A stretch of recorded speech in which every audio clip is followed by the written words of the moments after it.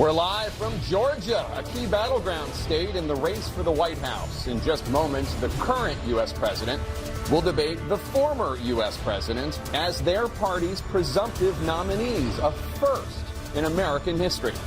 We want to welcome our viewers in the United States and around the world to our studios in Atlanta.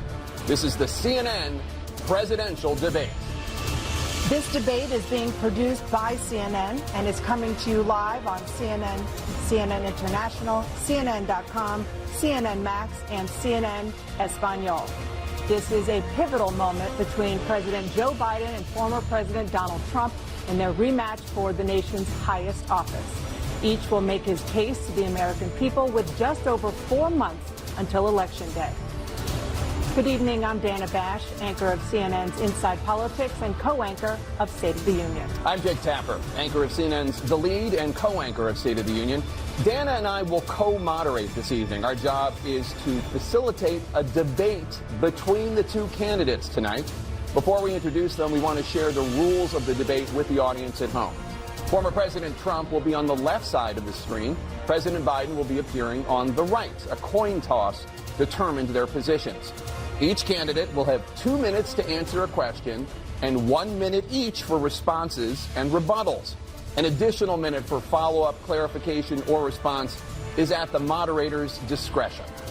When it's time for a candidate to speak, his microphone will be turned on and his opponent's microphone will be turned off. Should a candidate interrupt when his microphone is muted, he will be difficult to understand for viewers at home. At the end of the debate, each candidate will get 2 minutes for closing statements. There is no studio audience tonight.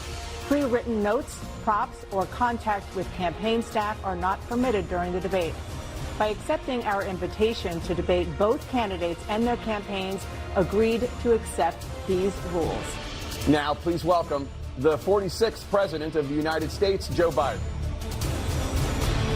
Folks, how are you?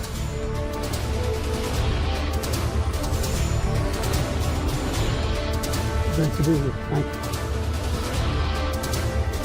And please welcome the 45th President of the United States, Donald Trump.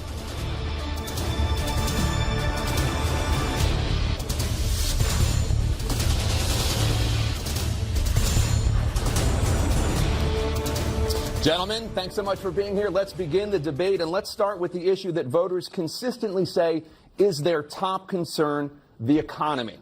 President Biden, inflation has slowed, but prices remain high. Since you took office, the price of essentials has increased. For example, a basket of groceries that cost $100 then now costs more than $120. And typical home prices have jumped more than 30%.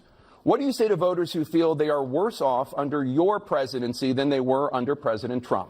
We got to take a look at what I was left when I became president, what Mr. Trump left me.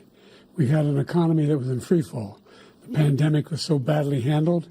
Many people were dying. All he said was, it's not that serious. Just inject a little bleach into your arm. You'll be all right. The economy collapsed. There were no jobs. Unemployment rate rose to 15%. It was terrible. And so what we had to do is try to put things back together again. And that's exactly what we began to do. We created 15,000 new jobs. We brought out the position where we have 800,000 new manufacturing jobs. But there's more to be done. There's more to be done. Working class people are still in trouble. I come from Scranton, Pennsylvania. I come of a household where the kitchen table, if the things weren't able to be met during the month, it was a problem. Price of eggs, the price of gas, the price of housing, the price of a whole range of things. That's why I'm working so hard to make sure I deal with those problems. And we're going to make sure that we reduce the price of housing. We're going to make sure we build 2 million new units. We're going to make sure we cap rents so corporate greed can't take over. The combination, what I was left with in corporate greed, is the reason why we're in this problem right now.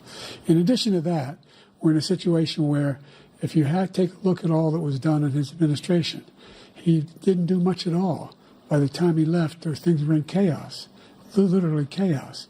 And so we put things back together. We created, I said, those jobs. We make sure we had a situation where we brought down the price of prescription drugs, which is a major issue for many people, to $15 for a insulin shot as opposed to $400.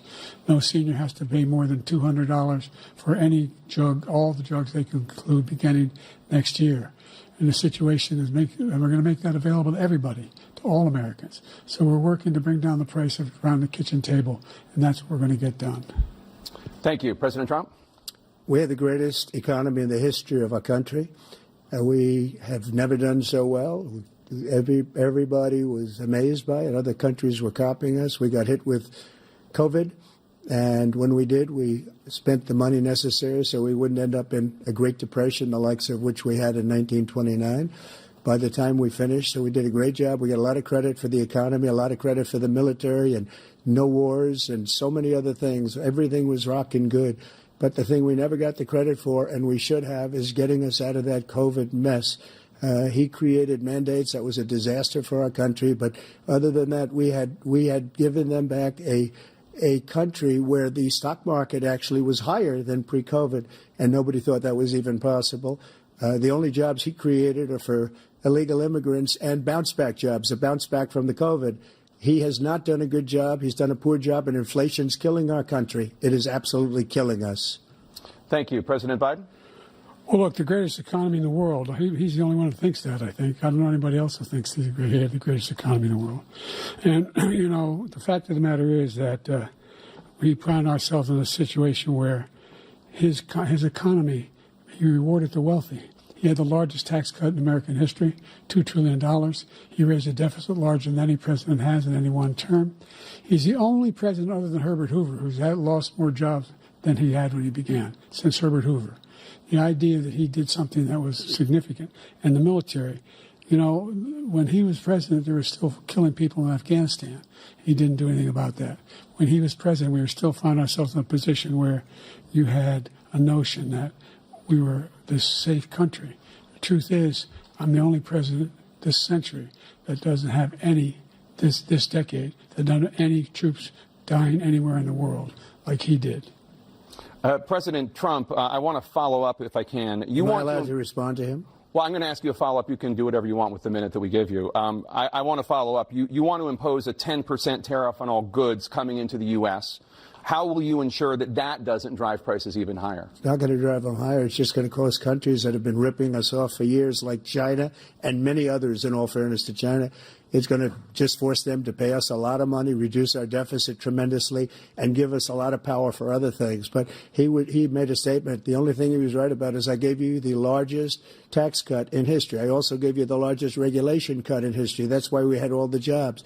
And the jobs went down, and then they bounced back, and he's taking credit for bounce-back jobs. You can't do that. He also said he inherited 9% inflation. No, he inherited almost no inflation, and it stayed that way for 14 months.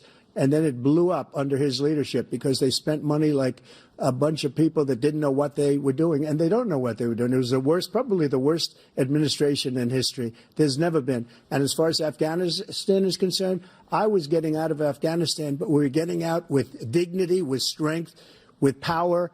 He got out. It was the most embarrassing day in the history of our country's life. President Trump, over the last 8 years, under both of your administrations, the national debt soared to record highs.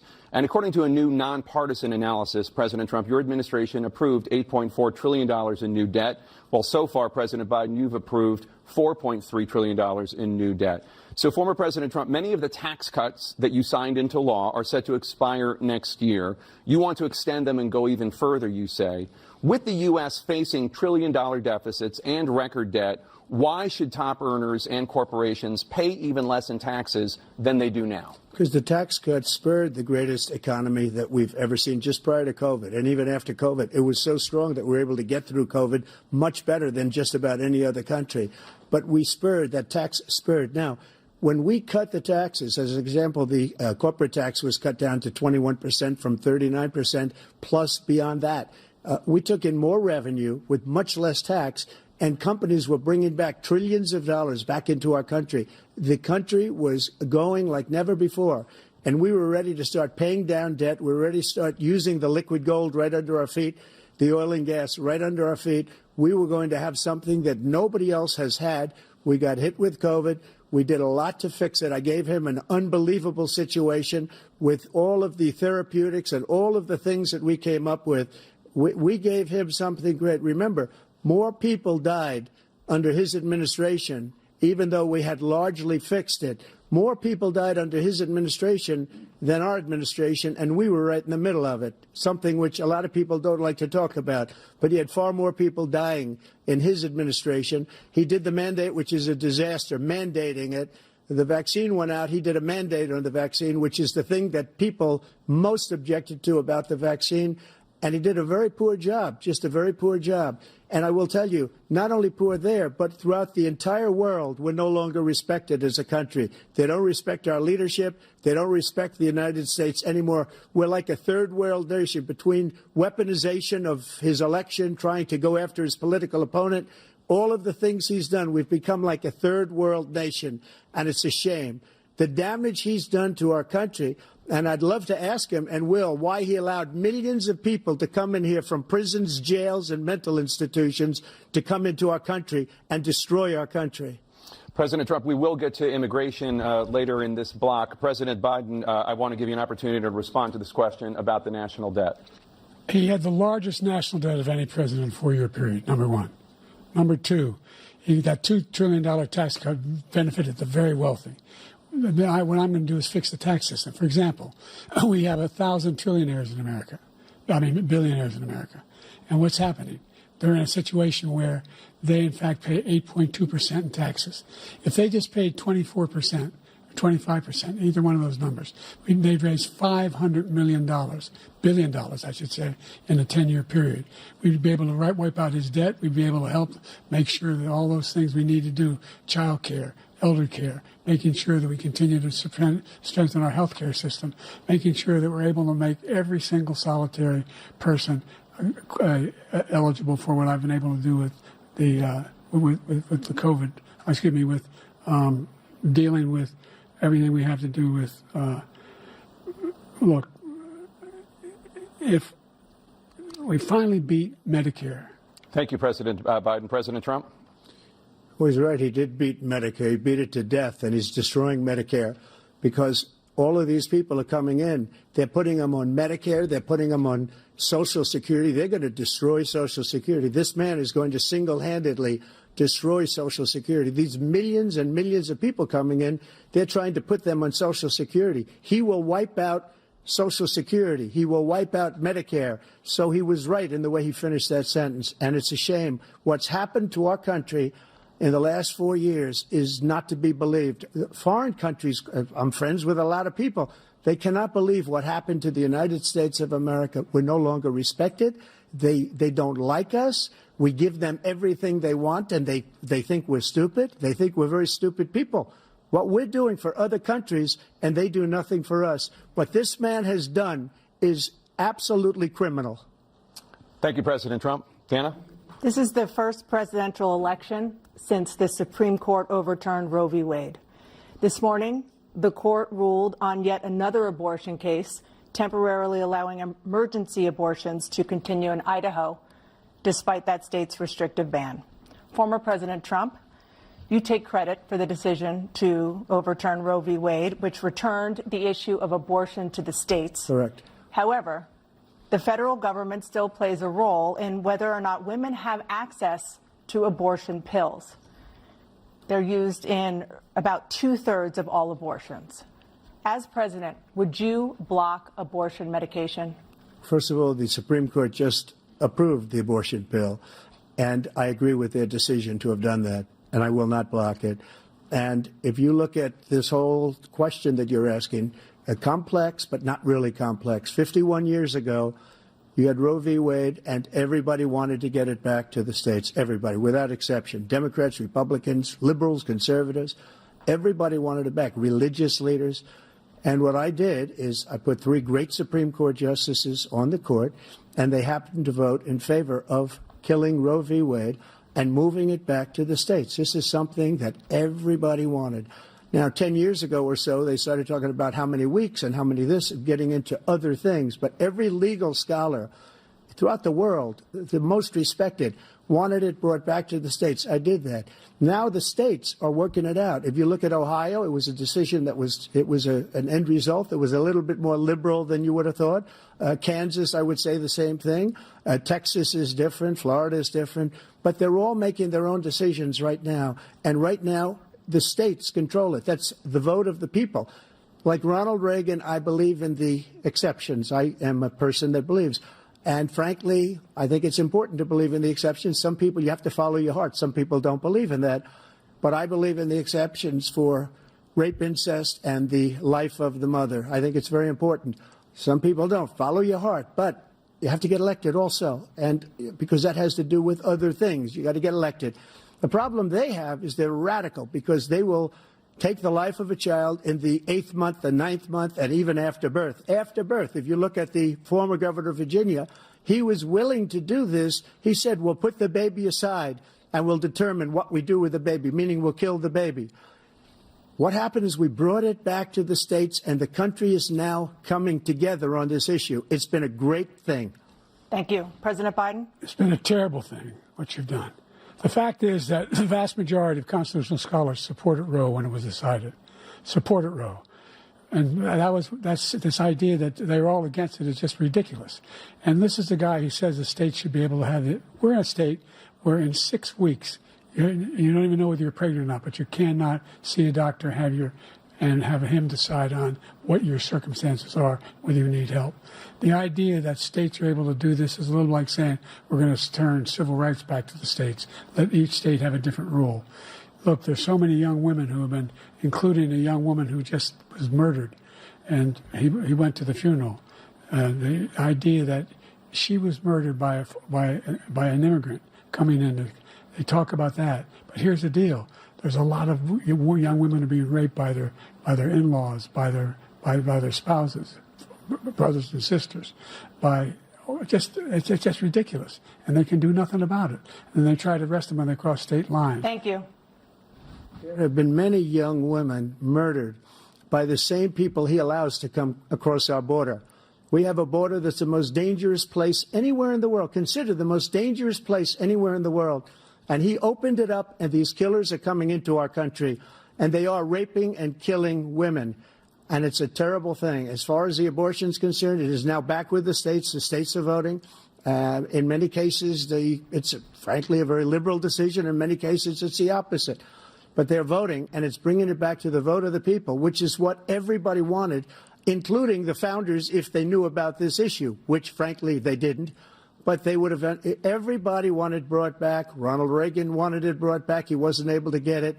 Everybody wanted it brought back, and many presidents had tried to get it back. I was the one to do it. And again, this gives it the vote of the people, and that's where they wanted it. Every legal scholar wanted it that way. Staying on the topic of abortion, President Biden, 7 states, I'll let you do that. This is the same topic. 7 states have no legal restrictions on how far into a pregnancy a woman can obtain an abortion.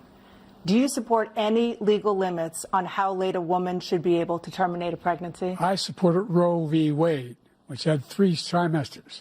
The first time is between the woman and the doctor. Second time is between the doctor and an extreme situation.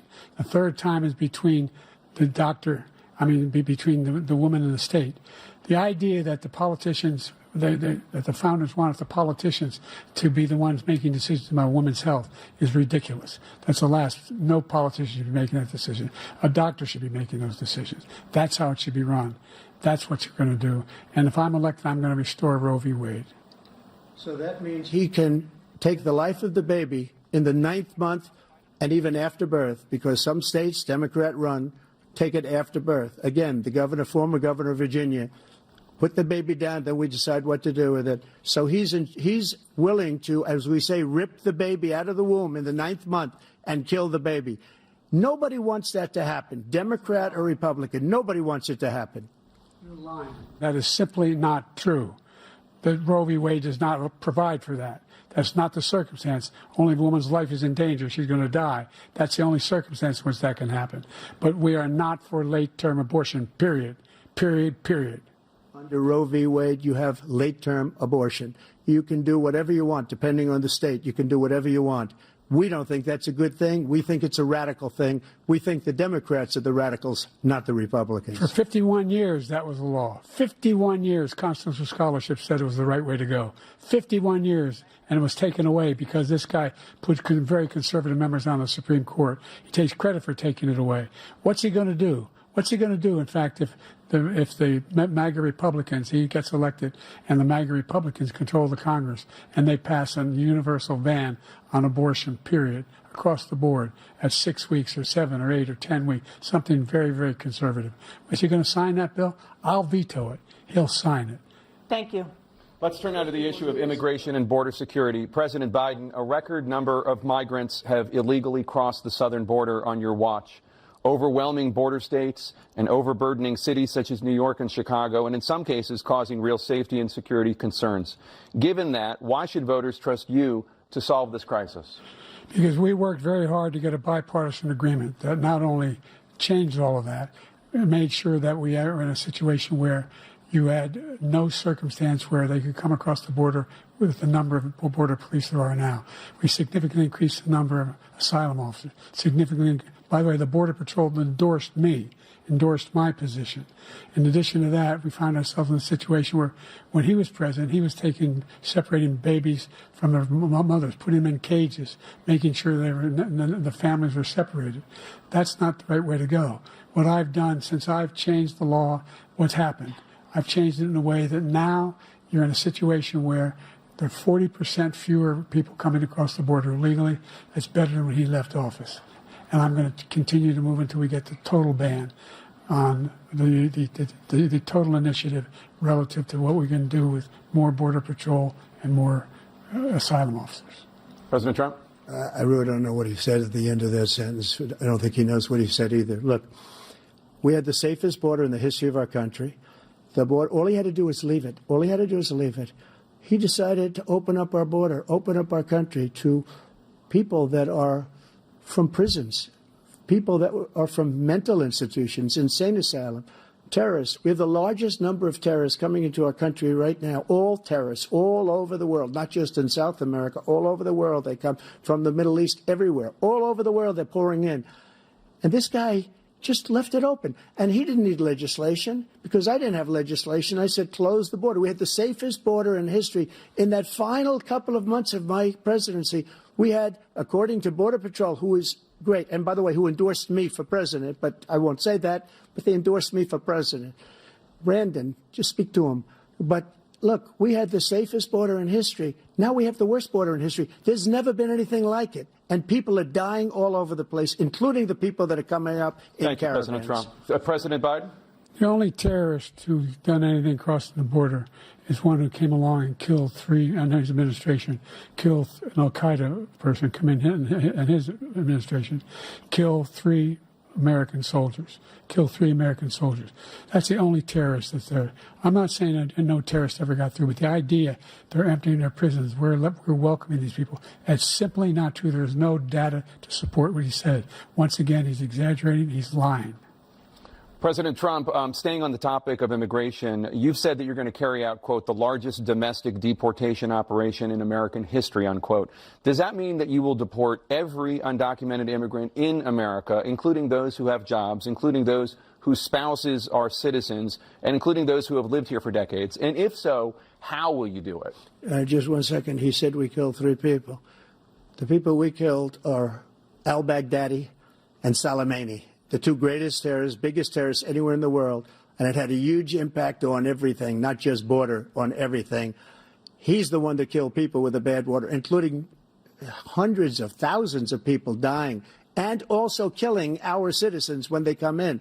We are living right now in a rat's nest. They're killing our people in New York, in California, in every state in the union, because we don't have borders anymore. Every state is now a border.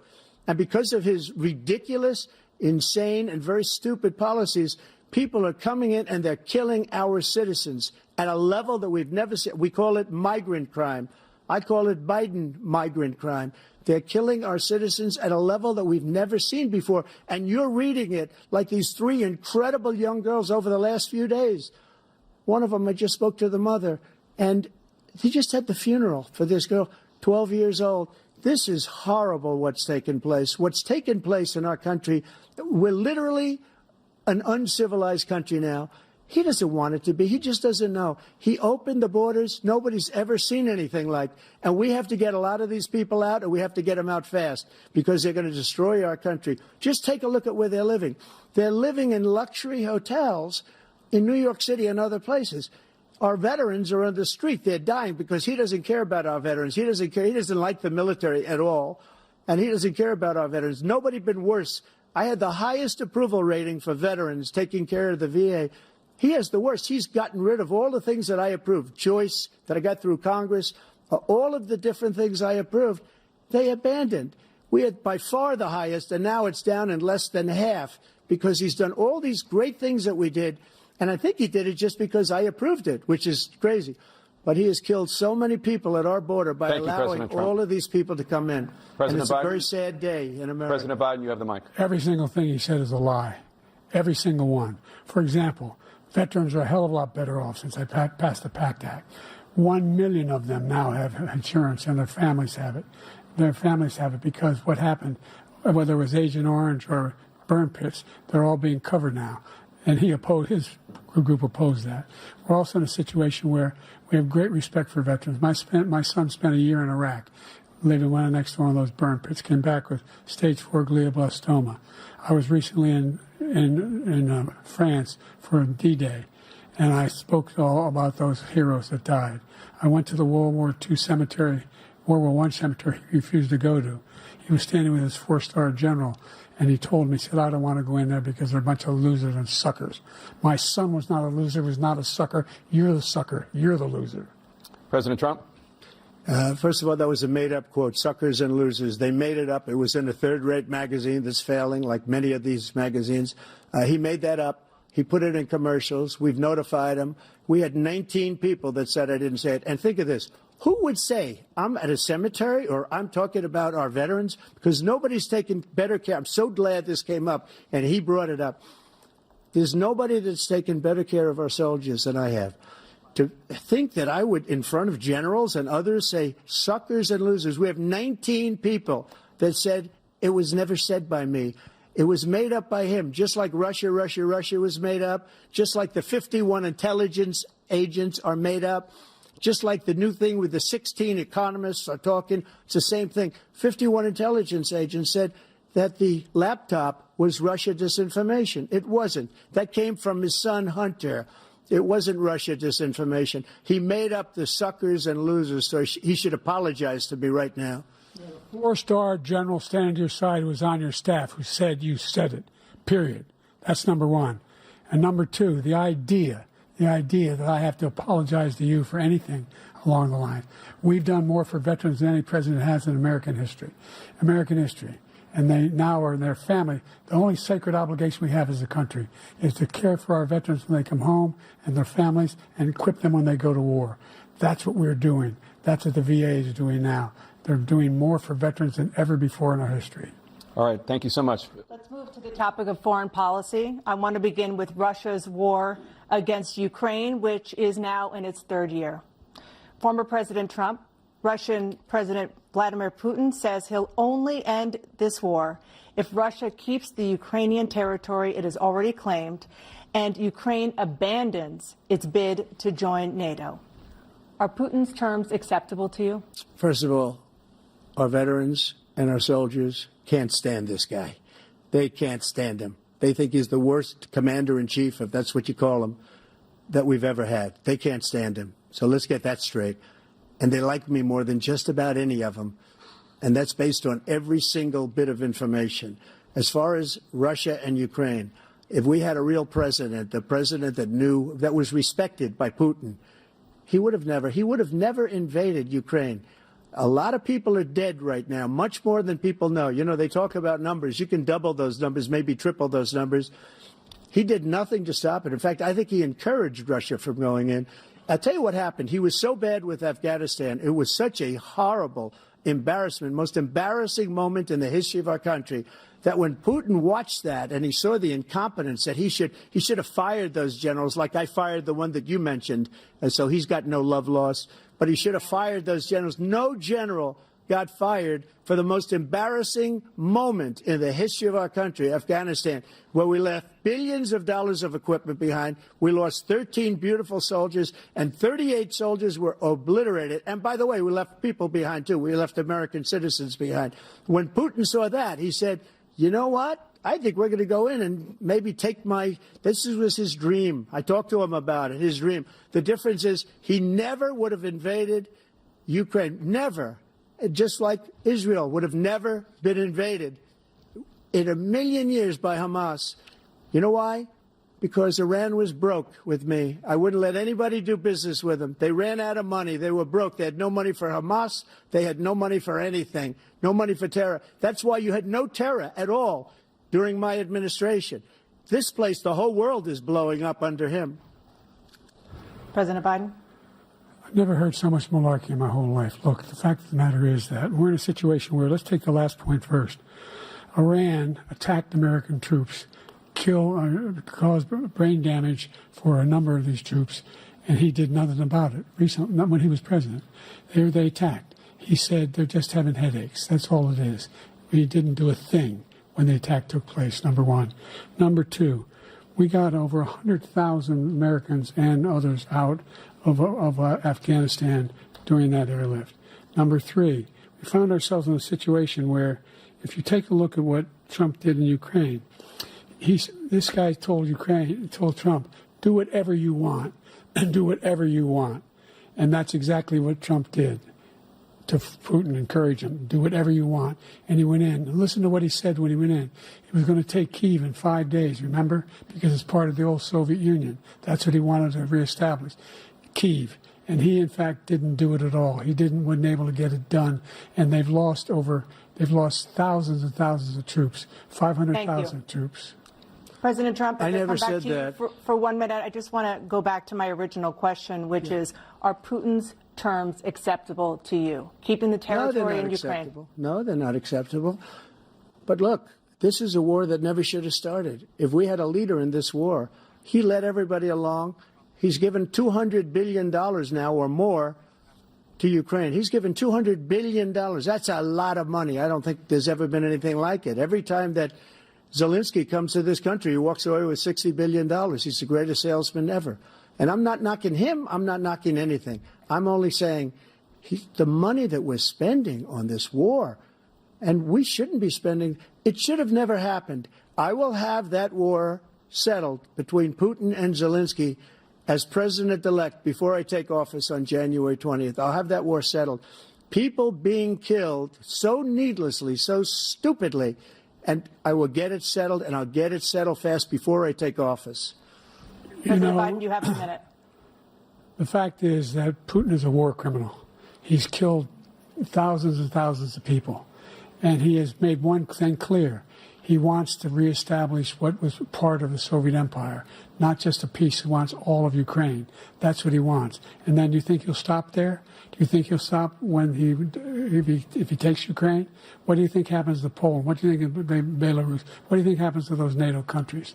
And so if you want a war, you ought to find out what he's going to do, because if in fact he does what he says and walks away, by the way, all that money we give Ukraine are from weapons we make here in the United States. We give them the weapons, not the money at this point. And our NATO allies have produced as much funding for Ukraine as we have. That's why we're strong. Thank you. Moving on to the Middle East.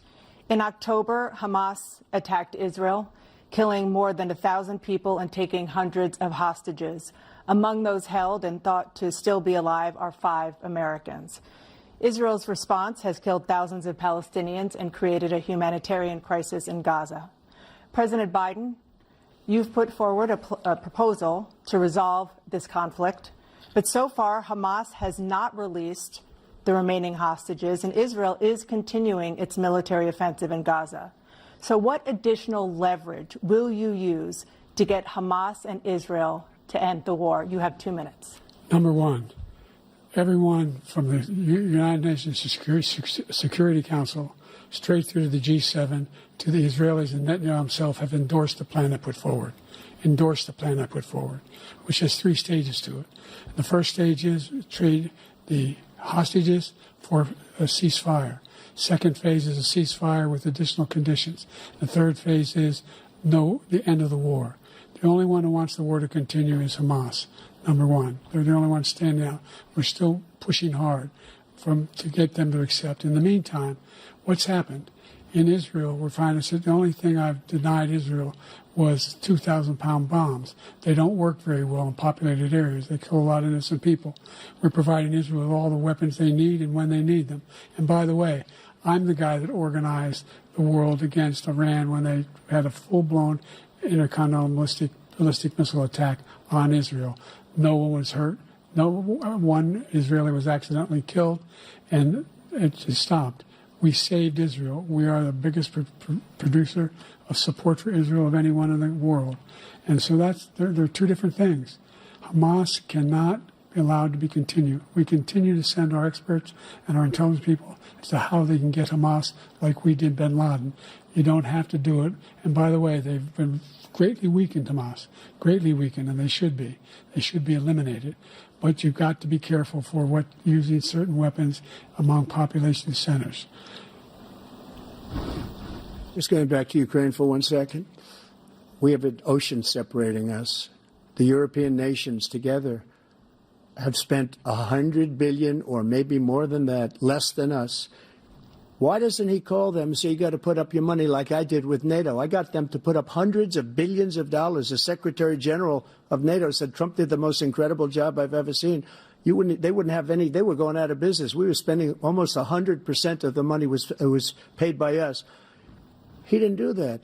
He's getting all. You got to ask these people to put up the money. We're over $100 billion more spent, and it has a bigger impact on them because of location, because we have an ocean in between. You got to ask them. As far as Israel and Hamas, Israel's the one that wants to go. He said the only one who wants to keep going is Hamas. Actually, Israel is the one, and you should let him go and let him finish the job. He doesn't want to do it. He's become like a Palestinian, but they don't like him because he's a very bad Palestinian. He's a weak one. President Biden, you have a minute. I've never heard so much foolishness. This is a guy who wants to get out of NATO. You're going to stay in NATO? He's going to pull out of NATO. The idea that we have, our strength lies in our alliances as well. It may be a big ocean, but we're ever able to avoid a war in Europe, a major war in Europe? What happens if, in fact, you have Putin continue to go into NATO? We have an Article 5 agreement. Attack on one is attack on all. You want to start the nuclear war he keeps talking about, go ahead. Let Putin go in and control Ukraine and then move on to Poland and other places. See what happens then. He has no idea what the hell he's talking about. And by the way, I got 50 other nations around the world to support Ukraine, including Japan and South Korea, because they understand that this kind of dislocation has a serious threat to the whole world peace. No major war in Europe has ever been able to be contained just to Europe. President Trump, just to follow up, would you support the creation of an independent Palestinian state in order to achieve peace in the region? I'd have to see, but before we do that, the problem we have is that we spend all the money. So they kill us on trade. I made great trade deals with the European nations because if you add them up, they're about the same size economically. Their economy is about the same size as the United States. And they were no cars, they don't want anything that we have, but we're supposed to take their cars, their food, their everything, their agriculture. I changed that. But the big thing I changed is they don't want to pay. And the only reason that he can play games with NATO is because I got them to put up hundreds of billions of dollars. I said, and he's right about this, I said, no, I'm not going to support NATO if you don't pay. They asked me that question. Would you guard us against Russia at a very secret meeting of the 28 states at that time, nations at that time? And they said, no, if you don't pay, I won't do that. And you know what happened? Billions and billions of dollars came flowing in the next day and the next months. But now we're in the same position. We're paying everybody's bills. Let's turn to the issue of democracy. Former President Trump, I want to ask you about January 6, 2021. After you rallied your supporters that day, some of them stormed the Capitol to stop the constitutionally mandated counting of electoral votes. As president, you swore an oath to, quote, preserve, protect, and defend, unquote, the Constitution. What do you say to voters who believe that you violated that oath through your actions and inaction on January 6th and worry that you'll do it again? Well, I don't think too many believe that. And let me tell you about January 6th.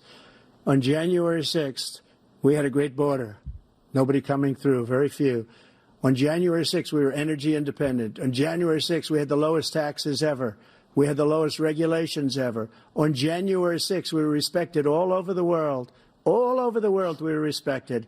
And then he comes in, and we're now laughed at. We're like a bunch of stupid people. What happened to the United States' reputation under this man's leadership is horrible, including weaponization, which I'm sure at some point you'll be talking about, where he goes after his political opponent because he can't beat him fair and square. You have 80 seconds left. My question was, what do you say to those voters who believe that you violated your constitutional oath through your actions and inaction on January 6, 2021, and worry that you'll do it again? Well, I didn't say that to anybody. I said peacefully and patriotically. And Nancy Pelosi, if you just watched the news from 2 days ago, on tape to her daughter, who's a documentary filmmaker, they say, but she's saying, oh, no, it's my responsibility. I was responsible for this. Because I offered her 10,000 soldiers or National Guard, and she turned them down. And the mayor in writing, by the way, the mayor, in writing, turned it down, the mayor of D.C. They turned it down. I offered 10,000 because I could see, I had virtually nothing to do. They asked me to go make a speech. I could see what was happening. Everybody was saying they're going to be there on January 6th. They're going to be there. And I said, you know what? There's a lot of people coming. You could feel it. You could feel it, too, and you could feel it. And I said, they ought to have some National Guard or whatever. And I offered it to her. And she now admits that she turned it down. And it was the same day she was, I don't know, she can't be very happy with her daughter because it made her into a liar. She said, I take full responsibility for January 6th. President Biden? Look, he encouraged those folks to go up on Capitol Hill, number one. I sat in the dining room off the Oval Office. He sat there for 3 hours watching, begging, being begged by his vice president and a number of his colleagues on the Republican side as well to do something, to call for a stop, to end it. Instead, they talked about these people being patriots and great patrons of America. In fact, he says he'll now forgive them for what they've done. They've been convicted. He says he wants to commute their sentences and say that no. But he went to every single court in the nation. I don't know how many cases, scores of cases, including the Supreme Court. And they said, no, this guy is responsible for doing what was done. He did do a damn thing. And these people should be in jail. And they should be the ones who are being held accountable. And he wants to let them all out. And now he says if he loses again, such a whiner that he is, that it could be a bloodbath. Thank you, President Biden. President Trump? What they've done to some people that are so innocent, you ought to be ashamed of yourself. What you have done, how you've destroyed the lives of so many people. When they ripped down Portland, when they ripped down many other cities, you go to Minnesota, Minneapolis, what they've done there, with the fires all over the city. If I didn't bring in the National Guard, that city would have been destroyed. When you look at all of they took over big chunks of Seattle. I was all set to bring in the National Guard. They heard that. They saw them coming, and they left immediately. What he said about this whole subject is so off. Peacefully patriotic. One other thing. The Unselect Committee, which is basically two horrible Republicans that are all gone now, out of office, and Democrats, all Democrats, they destroyed and deleted all of the information they found because they found out we were right. We were right. And they deleted and destroyed all of the information. They should go to jail for that. If a Republican did that, they'd go to jail. Thank you, President Trump. President Biden, I want to give you a minute. The only person on this stage is a convicted felon is the man I'm looking at right now. And the fact of the matter is, what he's telling you is simply not true.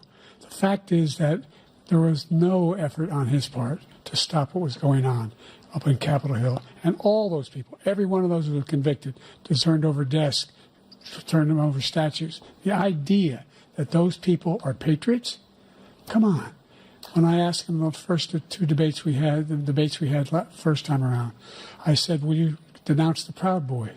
He said, no, I'll tell them to stand by. The idea he's refusing, will you denounce these guys? We denounce the people we're talking about now? We denounce the people who attacked that Capitol? What are you going to do? I'm going to give you a minute, President Trump, for a follow-up question I have. after a jury convicted you of 34 felonies last month, you said if reelected, you would, quote, have every right to go after, unquote, your political opponents. You just talked about members of the Select Committee on January 6th going to jail.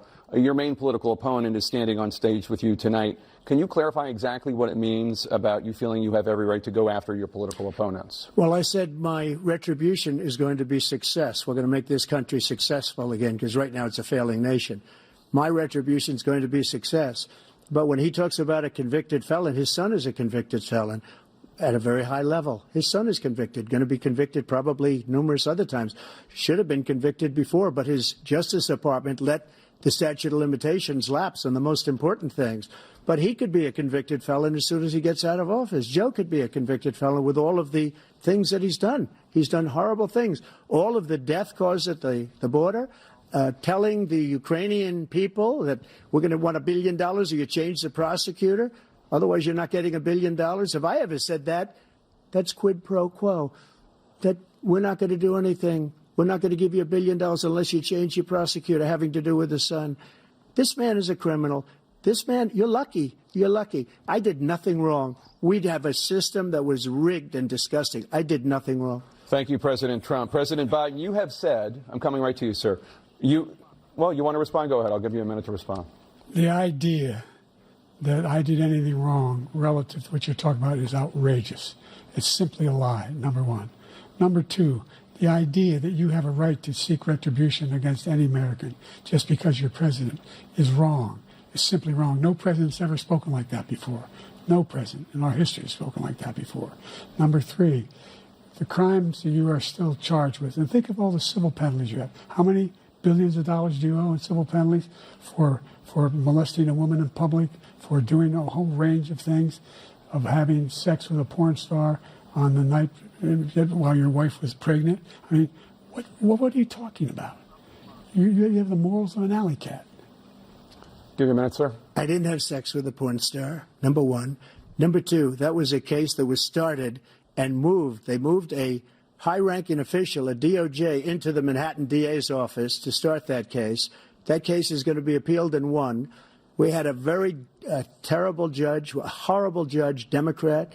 The prosecutor were all high-ranking Democrats, appointed people, and both the civil and the criminal. He basically went after his political opponent because he thought it was going to damage me. But when the public found out about these cases, because they understand it better than he does, he has no idea what these cases are.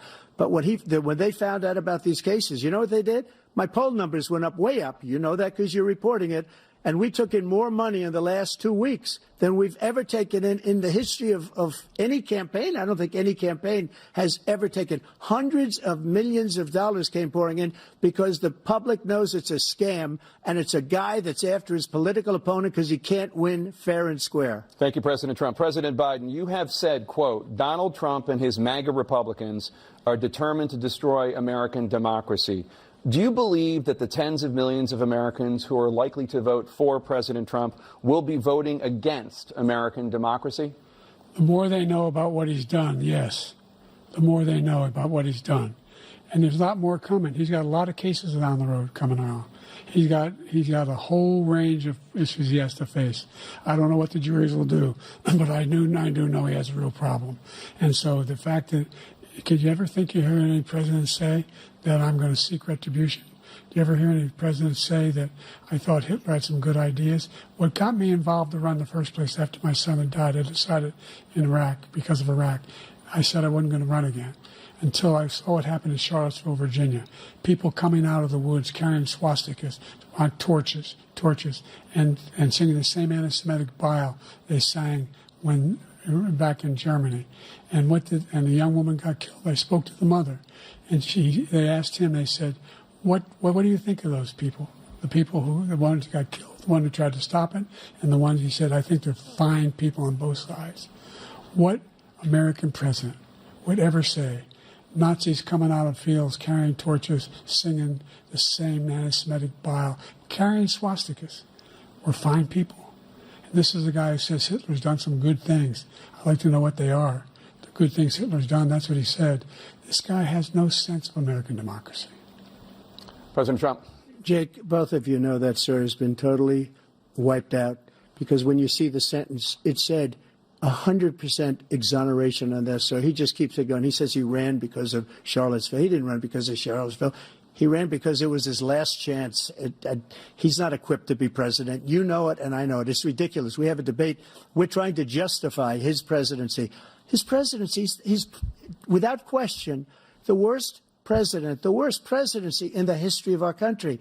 We shouldn't be having a debate about it. There's nothing to debate. He made up the Charlottesville story, and you'll see it's debunked all over the place. Every anchor every reasonable anchor has debunked it. And just the other day it came out where it was fully debunked. It's a nonsense story. He knows that, and he didn't run because of Charlottesville. He used that as an excuse to run. President Biden? And debunked. It happened. All you have to do is listen to what was said at the time. And the idea that somehow that's the only reason I ran. I ran because I was worried a guy like this guy could get elected. If he thought they were good people coming out of that forest, carrying those woods, carrying those torches, then he didn't deserve to be president. Didn't deserve to be president at all. And the idea that he's talking about all this being fabricated, we saw with our own eyes. We saw what happened on January 6th. We saw the people breaking through the windows. We saw people occupying his own vice president. Look, there's a reason why 40 of his 44 top cabinet officers refused to endorse him this time. His vice president hasn't endorsed him this time. So why? Why? They know him well. They serve with him. Why are they not endorsing him? Thank you, President Biden. We're going to be right back with more from the CNN presidential debate.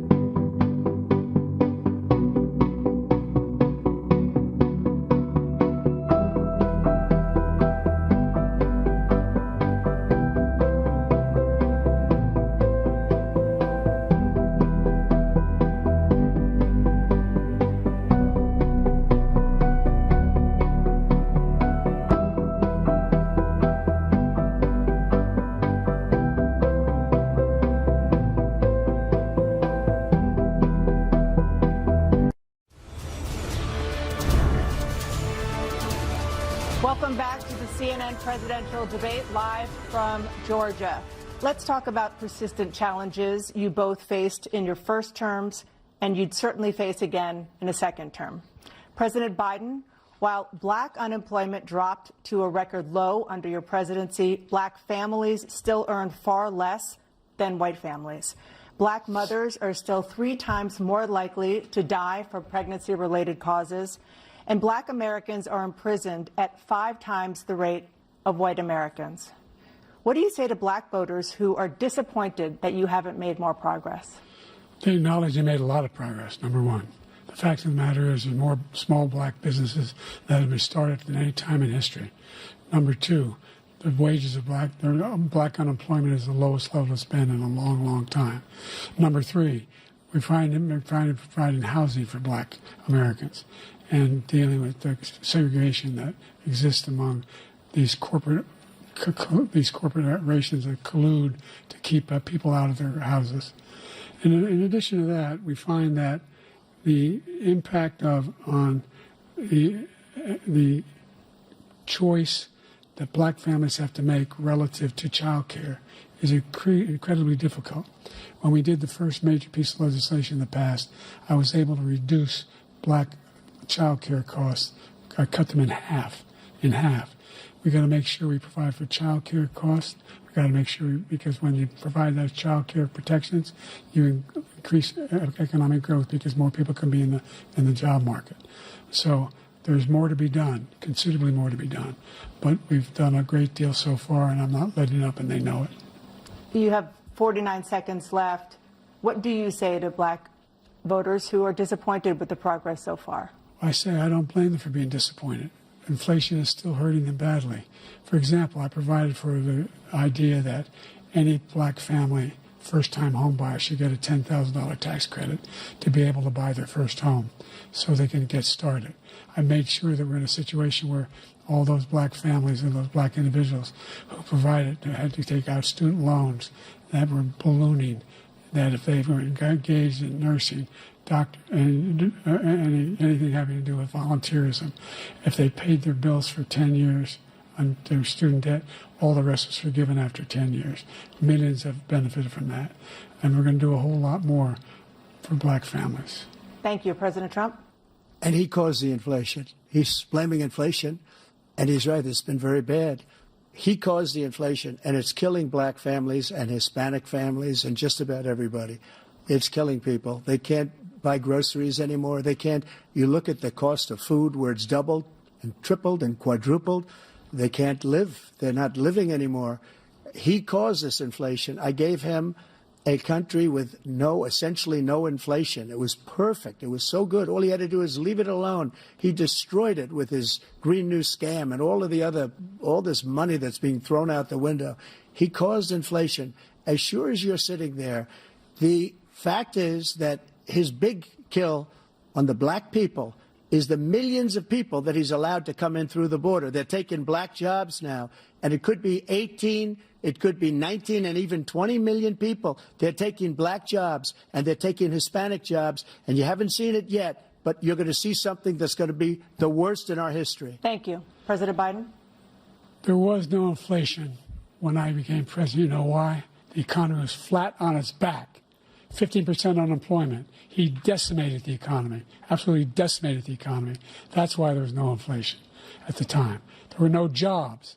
We provided thousands of millions of jobs for individuals who are in all communities, including minority communities. We made sure that they have health insurance. We have covered, the ACA has increased. I made sure that they're $8,000 per person in a family to get written off for health care. But this guy wants to eliminate that. They tried 50 times. He wants to get rid of the ACA again, and they're going to try again if they win. You find ourselves in a position where the idea that we're not doing any, we put more police on the street than any administration has. He wants to cut the cops. We're providing for equity and making sure people have a shot to make it. There's a lot going on. But in inflation, he caused it by his tremendous malfeasance in the way he handled the pandemic. Thank you. Another persistent challenge is the climate crisis. 2023 was the hottest year in recorded history, and communities across The country are confronting the devastating effects of extreme heat, intensifying wildfires, stronger hurricanes, and rising sea levels.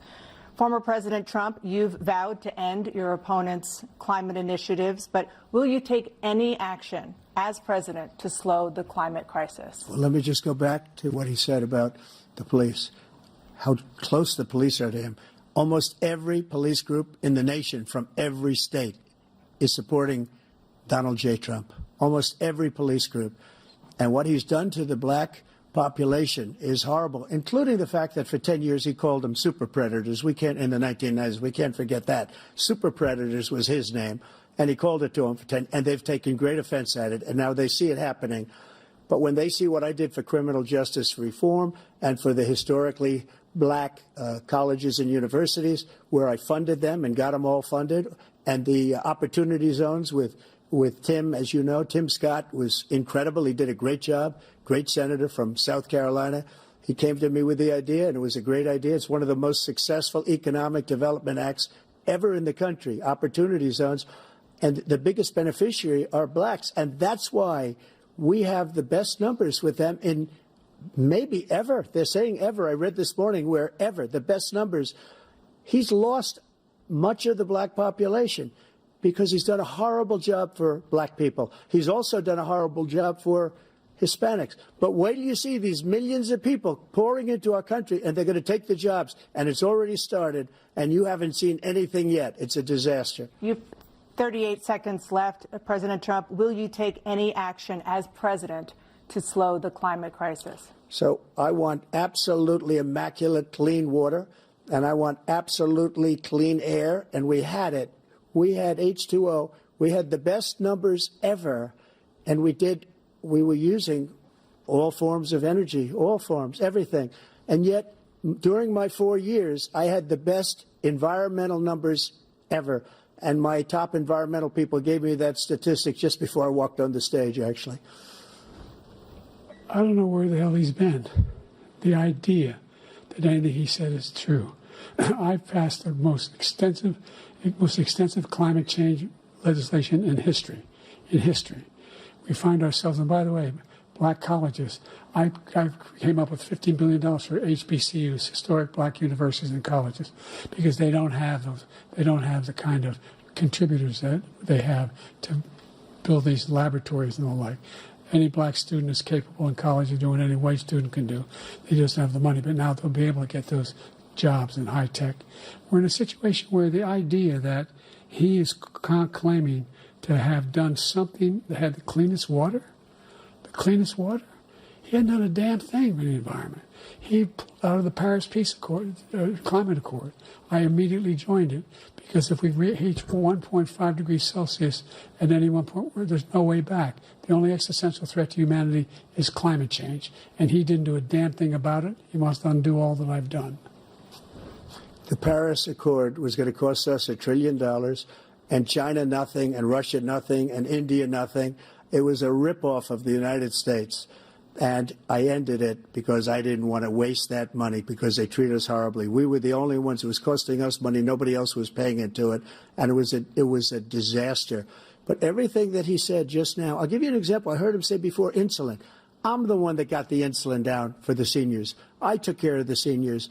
What he's doing is destroying all of our medical programs because the migrants coming in, they want everybody. And look, I have the biggest heart on the stage. I guarantee you that.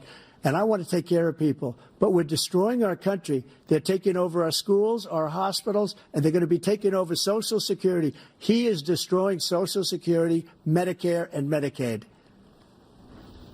Where does that come from? The idea is that we, in fact, we were the only ones of consequence who were not members of the Paris Accord.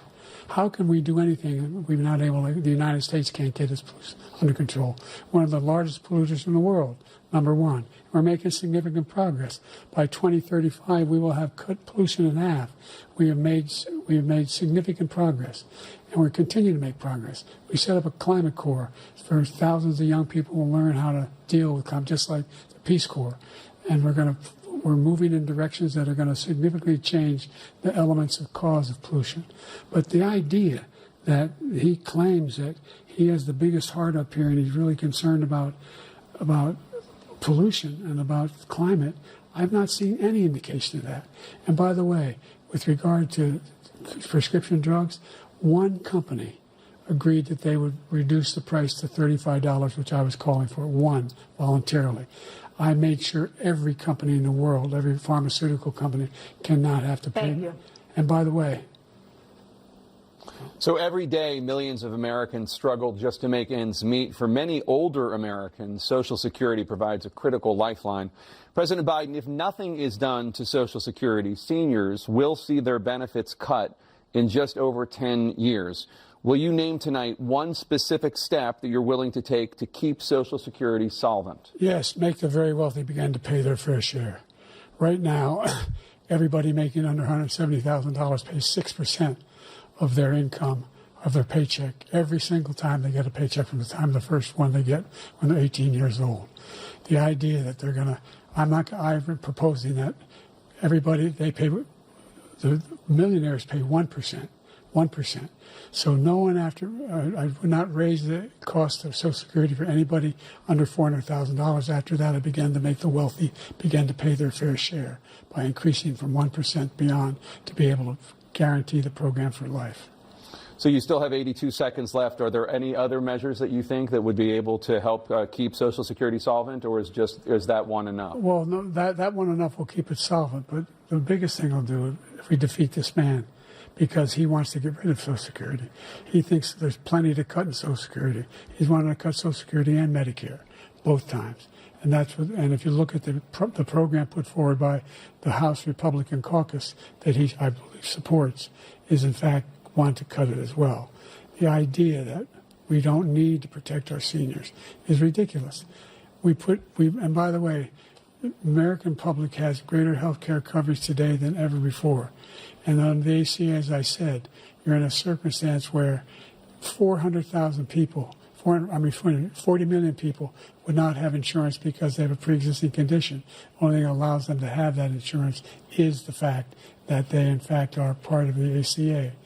And by the way, the other thing is, we're in a situation where I talk about education for black communities. I've raised the amount of money for Pell Grants by another $8,000. So anybody making under $70,000 a year is going to be able to get $15,000 toward their tuition. He just doesn't know what he's talking about. Thank you, President Biden. President Trump. So I've dealt with politicians all my life. I've been on this side of the equation for the last 8 years. I've never seen anybody lie like this guy. He lies. I've never seen it. He can look you in the face. About so many other things, too. And we mentioned the laptop. We mentioned Russia, Ukraine. Everything he does is a lie. It's misinformation and disinformation. The losers and suckers story that he made up is a total lie on the military. It's a disgrace. But Social Security, he's destroying it because millions of people are pouring into our country, and they're putting them onto Social Security. They're putting them onto Medicare, Medicaid. They're putting them in our hospitals. They're taking the place of our citizens. What they're doing to the VA, to our veterans, is unbelievable. Our veterans are living in the street, and these people are living in luxury hotels. He doesn't know what he's doing, and it's really coming back. I've never seen such anger in our country before. President Biden. The idea that veterans are not being taken care of, I told you before. And by the way, when I said suckers and losers, he acknowledged after that he fired that general. That general got fired because he's the one that acknowledged that that's what he said. He was the one standing with Trump when he said it, number one. Number two, the idea that we're going to be in a situation where all these millions and millions, the way he talks about it, illegal aliens are coming into the country and taking away our jobs. There's a reason why we have the fastest growing economy in the world, the reason why we have the most successful economy in the world. We're doing better than any other nation in the world. And by the way, those 15 Nobel laureates he talked about being phony, those 15 Nobel laureates, economists, they all said that if Trump is reelected, we're likely to have a recession and inflation is going to increasingly go up. And by the way, worst president in history, 159 presidential scholars voted him the worst president in the history of the United States of America. President Biden, thank you so much. Let's turn to the cost of child care, which many American families struggle to afford. President Trump, both you and President Biden have tried to address this issue, but the average cost of child care in this country has risen to more than $11,000 a year per child. For many families, the cost of child care for 2 children is more than their rent. In your second term, what would you do to make child care more affordable? Just to go back, the general got fired because he was no good. And if he said that, that's why he made it up. But we have 19 people that said I didn't say it, and they're very highly respected, much more so than him. The other thing is, he doesn't fire people. He never fired people. I've never seen him fire anybody. I did fire a lot. I fired Comey because he was no good. I fired a lot of the top people at the FBI, drained the swamp. They were no good. Not easy to fire people. You'd pay a price for it, but they were no good. I inherited these people. I didn't put him there. I didn't put Comey there. He was no good. I fired him. This guy hasn't fired anybody. He never fires. He should have fired every military man that was involved with that the Afghanistan horror show, the most embarrassing moment in the history of our country. He didn't fire. Did you fire anybody? Did you fire anybody that's on the border that's allowed us to have the worst border in the history of the world? Did anybody get fired for allowing 18 million people, many from prisons, many from mental institutions? Did you fire anybody that allowed our country to be destroyed? Joe, our country is being destroyed as you and I sit up here and waste a lot of time on this debate. This shouldn't be a debate. He is the worst president. He just said about me because I said it. But look, he's the worst president in the history of our country. He's destroyed our country. Now all of a sudden he's trying to get a little tough on the border. He came out with a nothing deal, and it reduced it a little bit, like this much. It's insignificant. He wants open borders. He wants our country to either be destroyed or he wants to pick up those people as voters. And I don't think we just can't let it happen. If he wins this election, our country doesn't have a chance, not even a chance, of coming out of this rut. We probably won't have a country left anymore. That's how bad it is. He is the worst in history by far. Thank you, President Trump. President Biden? We're the most admired country in the world. We're the United States of America. There's nothing beyond our capacity. We have the finest military in the history of the world, the finest in the history of the world. No one thinks we're weak. No one wants to screw around with us. Nobody, number one. Number two, the idea that we're talking about worst presidents. I wasn't joking. Look it up or go online. 159 or 58, don't hold me the exact number, presidential historians, they've had meetings and they voted who's the worst president in American history. One through best to worst. They said he was the worst in all of American history. That's a fact. That's not conjecture. He can argue they're wrong, but that's what they voted. The idea that he is doing anything to deal with child care, he did virtually nothing to child care. We should significantly increase the child care tax credit. We should significantly increase the availability of women and men or single parents to be able to go back to work. And we should encourage businesses to have. Thank you, President Biden. Facilities. President Trump, the question was about what would you do to make child care more affordable, if you want to take your minute. Just so you understand, we have polling, we have other things they rate him the worst because what he's done is so bad. And they rate me, I'll show you, I will show you, and they rate me one of the best, okay? And if I'm given another 4 years, I will be the best. I think I'll be the best. Nobody's ever created an economy like us. Nobody ever cut taxes like us. He's the only one I know. He wants to raise your taxes by 4 times. He wants to raise everybody's taxes by 4 times. He wants the Trump tax cuts to expire. So everybody, including the 2 of you, are going to pay 4 to 5 times. Nobody ever heard of this before. All my life, I'd grow up and I'd see politicians talking about cutting taxes. When we cut taxes, as I said, we did more business. Apple and all these companies, they were bringing money back into our country. The worst president in history by far, and everybody knows it. President Biden? Look, fact of the matter is that he's dead wrong about, he's increased the tariff, he will increase the taxes on middle-class people. I said I'd never raise a tax on anybody making less than $400,000. I didn't. But this tariff is 10% tariffs. Everything coming in the country, you know what the economists say? That's going to cost the average American $2,500 a year more because they're going to have to pay the difference in food and all the things that we're importing. Number two, he's in a situation where he talks about how he is not raised. He somehow helped the middle class. Middle class have been devastated by you. Now you want a new tax cut of $5 trillion over the next 10 years, which is going to fundamentally bankrupt the country. You had the largest deficit of any president in American history, number one. Number two, you have not, in fact, made any contact, any progress with China. We are the lowest trade deficit with China since 2010. Thank you, President Biden. You lost. Thank you, President Biden. Let's discuss an epidemic impacting millions of Americans that both of you have made a top priority in your first term, the opioid crisis. And for both of you, the number of overdose deaths in this country has gone up. Under your term, it went up. Under your term, it has gone up.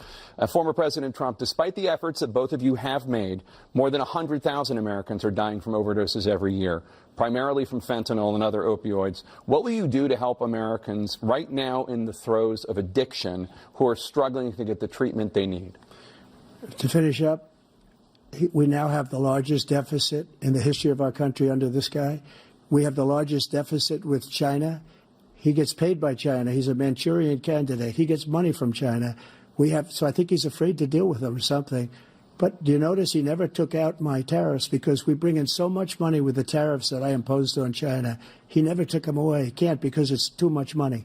It's tremendous. And we saved our steel industries, and there was more to come, but he hasn't done that. But he hasn't cut the tariffs because he can't, because it's too much money. But he's got the largest deficit in the history of our country, and he's got the worst situation with China. China's going to own us if you keep allowing them to do what they're doing to us as a country. They are killing us as a country, Joe, and you can't let that happen. You're destroying our country. So, President Trump, you have 67 seconds left. The question was, what are you going to do to help Americans in the throes of addiction right now who are struggling to get the treatment they need? Jake, we were doing very well at addiction until the COVID came along. We had the 2.5, almost 3 years of like nobody's ever had before, any country, in every way. And then we had to get tough. And it was the drugs pouring across the border it started to increase. We got great equipment. We bought the certain dog that's the most incredible thing that you've ever seen, the way they can spot it. We did a lot, and we were getting very low numbers, very, very low numbers. Then he came along. The numbers, have you seen the numbers now? It's not only the 18 million people that I believe is even low because the gotaways, they don't even talk about gotaways. But the numbers of the amount of drugs and human trafficking in women coming across our border, the worst thing I've ever seen, at numbers that nobody's ever seen under him because the border's so bad. But the number of drugs coming across our border now is the largest we've ever had by far. President Trump, thank you. President Biden? Fentanyl and the byproducts of fentanyl went down for a while. And I wanted to make sure we use the machinery that can detect fentanyl, these big machines that roll over everything that comes across the border. And it costs a lot of money. That was part of this deal we put together, this bipartisan deal. More fentanyl machines, more be able to detect drugs, more numbers of agents, more numbers of all the people at the border. And when we had that deal done, he called his Republican colleagues and said, don't do it. It's going to hurt me politically. No, he never argued it's not a good bill. It's a really good bill. We need those machines. We need those machines. And we're coming down very hard in every country in Asia in terms of precursors for fentanyl. And Mexico is working with us to make sure they don't have the technology to be able to put it together. That's what we have to do. We need those machines. Thank you, President Biden. President Trump, and again, the question is about Americans in the throes of addiction right now struggling to get the treatment they need. Well, this does pertain to it. He ended Remain in Mexico. He ended catch and release. I made it catch and release in Mexico, not catch and release here. We had so many things that we had done, hard negotiations with Mexico, and I got it all for nothing. It's just like when you have a hostage. We always pay $6 billion for a hostage. Every time we say it's a hostage. Now we have a hostage, a Wall Street Journal reporter, I think a good guy, and he's over there because Putin is laughing at this guy, probably asking for billions of dollars for the reporter. I will have him out very quickly as soon as I take office. Before I take office, I said by literally as soon as I win the election, I will have that reporter out. He should have had him out a long time ago, but Putin's probably asking for billions and billions of dollars because this guy pays it every time. We had 2 cases. We paid $6 billion for 5 people. I got 58 people out, and I paid essentially nothing. Thank you, President Trump. Dana? Let's turn to concerns that voters have about each of you. President Biden, you would be 86 at the end of your second term. How do you address concerns about your capability to handle the toughest job in the world well into your 80s? Well, first of all, I spent half my career being criticized as being the youngest person in politics. I was the second youngest person ever elected to the United States Senate, and now I'm the oldest. This guy's 3 years younger and a lot less competent. I think that just look at the record. Look at what I've done. Look how I've turned around the horrible situation he left me. As I said, 15 million new jobs, 800,000 manufacturing jobs, more investment in America, over billions of dollars in private investment in enterprises that we are growing. By the way, we brought an awful lot of people. The whole idea of computer chips. We used to have 40% of the market. We invented those chips, and we lost it because he was sending people to find the cheapest jobs overseas and then bring home a product. So I went to South Korea. I convinced Samsung to invest billions of dollars here in the United States, and guess what? Those fabs they call to build these chips. Those fabs pay over $100,000. You don't need a college degree for them. And there's billions, about $40 billion already being invested and being built right now in the United States, creating significant jobs for Americans from all over the world. President Biden, you have 40 seconds left. Would you like to add anything? Yeah, I would. The idea that somehow we are this failing country. I never heard a president talk like this before. We're the envy of the world. Name me a single major country president who wouldn't trade places with the United States of America for all our problems and all our opportunities. We're the most progressive country in the world in getting things done. We're the strongest country in the world. We're a country in the world who keeps our word, and everybody trusts us, all of our allies, and those who he coddles up to, from Kim Jong-un, he sends love letters to, and Putin, etc. They don't want to screw around with us. Thank you. Former President Trump, to follow up, you would be 82 at the end of your second term. What do you say to voters who have concerns about your capabilities to serve? Well, I took 2 tests, cognitive tests. I aced them, both of them, as you know. We made it public. He took none. I'd like to see him take one, just one, a real easy one. Like go through the first 5 questions. He couldn't do it. But I took 2 cognitive tests. I took physical exams every year. And, you know, we knock on wood wherever we may have wood, that I'm in very good health. I just won 2 club championships, not even senior, 2 regular club championships. To do that, you have to be quite smart, and you have to be able to hit the ball a long way. And I do it. He doesn't do it. He can't hit a ball 50 yards. He challenged me to a golf match. He can't hit a ball 50 yards. I think I'm in very good shape. I feel that I'm as in good a shape as I was 25, 30 years ago. Actually, I'm probably a little bit lighter, but I'm in as good a shape as I was years ago. I feel very good. I feel the same. But I was willing to take a cognitive test. And you know what? If I didn't do well, I aced them. Dr. Ronnie Jackson, who's a great guy when he was White House doctor. And then I took another one, a similar one. And one of them said they'd never seen anybody ace him. Thank you. President Biden? You can see he is 6'5" and only 223 pounds, or 235 pounds. You never said it was 6'4". Well, you said 6'4", 200. Well, anyway, anyway, just take a look at what he says he is, and take a look at what he is. Look, I'd be happy to have a driving contest with him. I got my handicap, which when I was vice president, down to a 6. But by the way, I told you before, I'm happy to play golf with you if you carry your own bag. Think you can do it? That's the biggest lie. That he's a 6 handicap of all. I was an 8 handicap. Yeah. 8. Never. But I had, you know how many? I've seen you swing. I know you swing. Let's not act like children. President Trump, we're going to 21 turn Let's not act like children. You are to a a child. specific concern that voters have about you. Will you pledge tonight that once all legal challenges have been exhausted, that you will accept the results of this election, regardless of who wins, and you will say right now that political violence in any form is unacceptable? Well, I shouldn't have to say that, but of course I believe that. It's totally unacceptable. And if you would see my statements that I made on Twitter at the time, And also my statement that I made in the Rose Garden, you would say is one of the strongest statements you've ever seen. In addition to the speech I made in front of, I believe, the largest crowd I've ever spoken to. And I will tell you, nobody ever talks about that. They talk about a relatively small number of people that went to the Capitol and in many cases were ushered in by the police. And as Nancy Pelosi said, it was her responsibility, not mine. She said that loud and clear. But the answer is, if the election is fair, free, and I want that more than anybody. And I'll tell you something. I wish he was a great president, because I wouldn't be here right now. I'd be at one of my many places enjoying myself. I wouldn't be under indictment because I wouldn't have been his political opponent, because he indicted me because I was his opponent. I wish he was a great president. I would rather have that. I wouldn't be here. I don't mind being here. But the only reason I'm here is he's so bad as a president that I'm going to make America great again. We're going to make America great again. We're a failing nation right now. We're a seriously failing nation. And we're a failing nation because of him. His policies are so bad. His military policies are insane. They're insane. These are wars that will never end with him.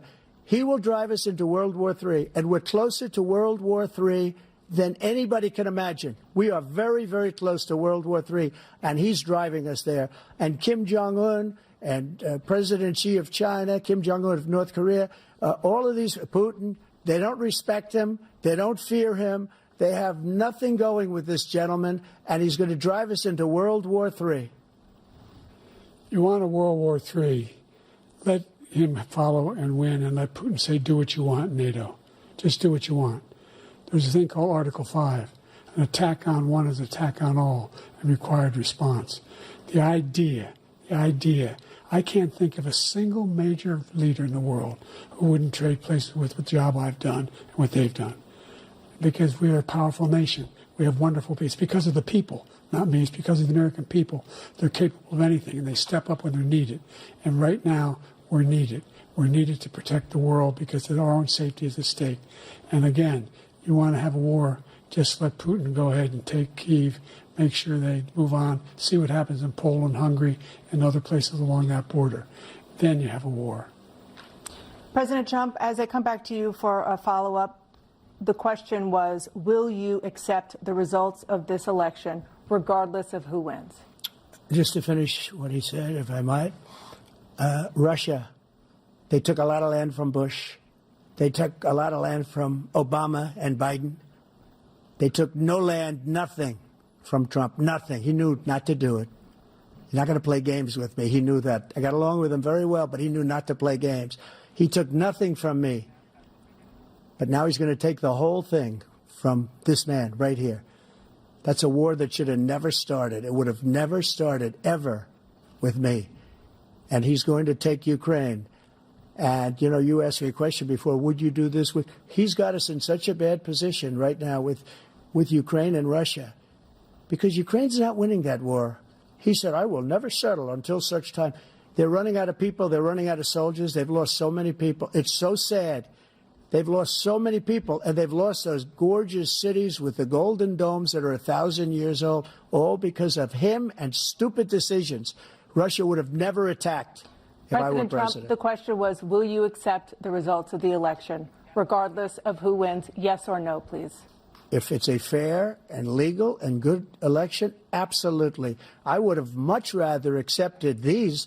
But the fraud and everything else was ridiculous. And if you want, we'll have a news conference on it in a week, or we'll have another one of these in a week. But I will absolutely, there's nothing I'd rather do. It would be much easier for me to do that than I'm running again. I wasn't really going to run until I saw the horrible job he did. He's destroying our country. I would be very happy to be someplace else, in a nice location someplace. And again, no indictments, no political opponent stuff, because it's the only way he thinks he can win. But unfortunately, it's driven up my numbers and driven them up to a very high level because the people understand it. Well, let's see what your numbers are when this election is over. Let's see. You're a whiner. When you lost the first time, you continued, you appealed and appealed to courts all across the country. Not one single court in America said any of your claims had any merit, state or local. None. But you continue to provoke this lie about somehow there's all this misrepresentation, all this stealing. There is no evidence of that at all. And I tell you what, I doubt whether you'll accept it because you're such a whiner. The idea, if you lose again, you accepting anything, you can't stand the loss. Something snapped in you when you lost the last time.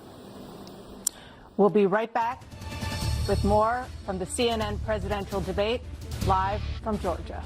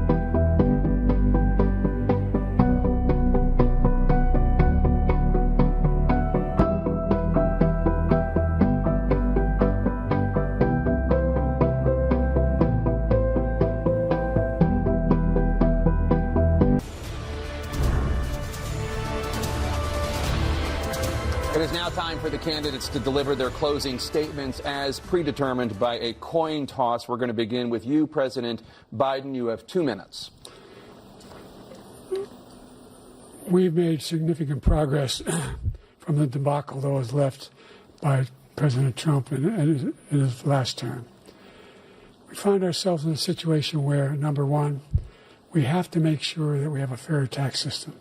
I ask anyone out there in the audience or anyone out watching this debate, do you think the tax system is fair?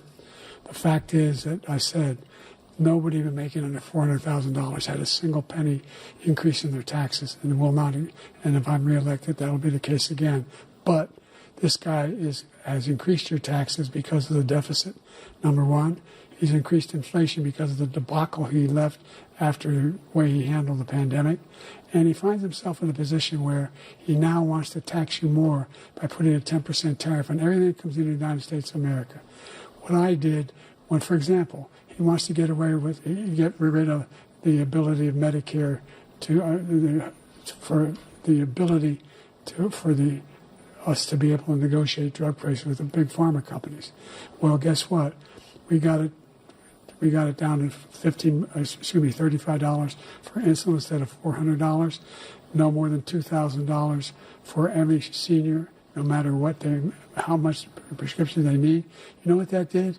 That reduced the federal debt by $160 billion over 10 years because the government doesn't have to pay the exorbitant prices. I'm going to make that available to every senior all along, it's happening now, and everybody in America. He wants to get rid of that. I'm going to make sure that we have child care. We're going to significantly increase the credit people have for child care. I'm going to make sure we do something about what we're doing on lead pipes and all the things that are causing health problems for people across the country. We're going to continue to fight to bring down inflation and give people a break. Thank you, President Biden. President Trump, you now have 2 minutes for your closing statement. Like so many politicians, this man is just a complainer. He said, we want to do this, we want to do that, we want to get rid of this tax, that tax. But he doesn't do anything. All he does is make our country unsafe by allowing millions and millions of people to pour in. Our military doesn't respect him. We look like fools in Afghanistan. We didn't stop Israel. It was such a horrible thing that would have never happened. It should have never happened. Iran was broke. Anybody that did business with Iran, including China, they couldn't do business with the United States. They all passed. Iran was broke. They had no money for Hamas or Hezbollah, for terror, no money whatsoever. Again, Ukraine should have never happened. He talks about all this stuff, but he didn't do it. For 3.5 years, we're living in hell. We have the Palestinians and we have everybody else rioting all over the place. You talk about Charlottesville. This is 100 times Charlottesville, 1,000 times. The whole country is exploding because of you, because they don't respect you, and they have to respect their president, and they don't respect you throughout the world. What we did was incredible. We rebuilt the military. We got the largest tax cut in history, the largest regulation cut in history. The reason he's got jobs is because I cut the regulations that gave jobs, but he's putting a lot of those regulations back on. All of the things that we've done, nobody's never seen anything like, even from a medical standpoint, right to try, where we can try space-age materials instead of going to Asia or going to Europe and trying to get when you're terminally ill. Now you can go and you can get something. You sign a document. They've been trying to get it for 42 years. But you know what we did for the military was incredible. Choice for our soldiers, where our soldiers, instead of waiting for 3 months to see a doctor, can go out and get themselves fixed up and readied up and take care of themselves, and they're living. And that's why I had the highest approval rating in the history of the VA. So all of these things, we're in a failing nation, but it's not going to be failing anymore. We're going to make it great again. Thank you, former President Trump, President Biden. Stay with us because we have full analysis of this debate. Anderson Cooper and Aaron Burnett starts now on CNN.